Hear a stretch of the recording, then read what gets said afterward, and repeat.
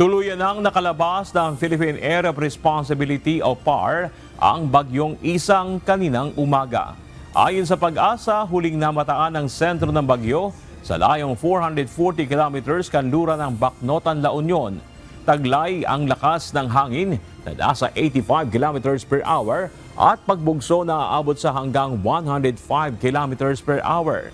Kumikilos ito pakanluran sa bilis na 30 kilometro bawat oras at inaasahang tutungo sa Hainan, China bukas ng hapon o gabi. Sa ngayon ay wala nang nakataas na tropical cyclone wind signal sa anumang bahagi ng bansa.